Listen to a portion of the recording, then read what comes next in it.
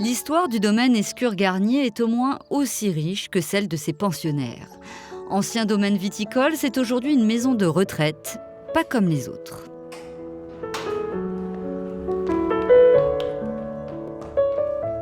Edith Josse, son mari et leur fille y habitent depuis plus de 15 ans. Là, à Marcorignan, dans l'Aude, ils ont écrit ensemble un merveilleux roman. Un roman d'amour et de confiance.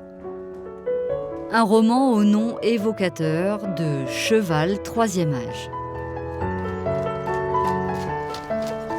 Au départ, j'ai commencé à monter dans des ranchs sur le bord de plage pour aller mettre les pieds dans l'eau, etc. C'est très agréable, mais très vite, je me suis rendu compte que je faisais peut-être mal au cheval, parce que je ne savais pas du tout me tenir, etc., qu'il valait mieux apprendre.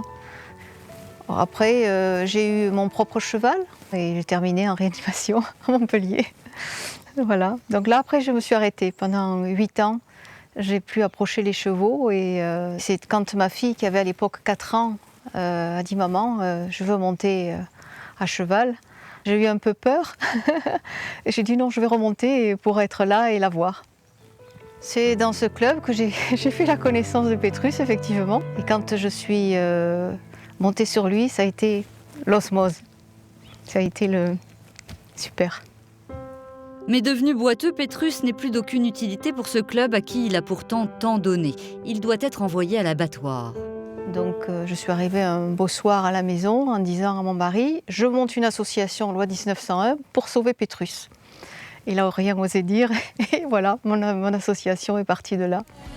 C'était en 1992. Grâce à Pétrus, voilà donc plus de 20 ans qu'Edith Josse accueille, soigne et offre des jours heureux à des chevaux qui, leur vie durant, ont donné sans jamais recevoir.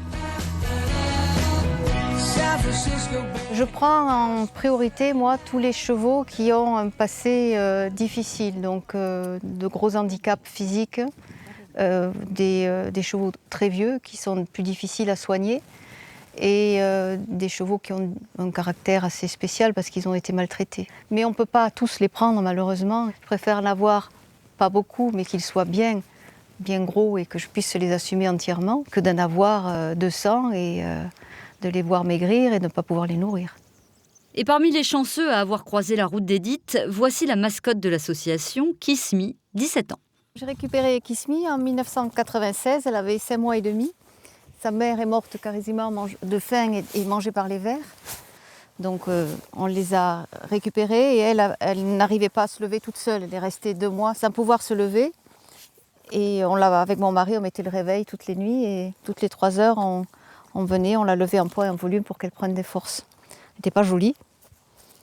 Elle était toute maigre, mais bon, elle a bien repris. Kismi, viens. Kiki. Kiki, viens. Viens ma fille, viens. C'est bien. Reconnue d'intérêt général, l'association Cheval troisième âge fonctionne depuis toujours grâce aux dons de ses adhérents. Des dons de moins en moins nombreux. Mais malgré tout, soir après soir, mois après mois, Edith fait tout pour continuer d'offrir à ses protégés une retraite bien méritée. Quand il y en a un qui ne va pas bien et qu'on sait que ça va aller vers la fin et qu'on ne va pas arriver à gérer la situation, donc là c'est douloureux. On ne s'habitue pas. On perd chaque fois un morceau de son cœur s'en va avec le cheval. Et malgré tout, je continue, surtout, je continue. Ils sont là, il faut que je m'occupe d'eux, c'est normal.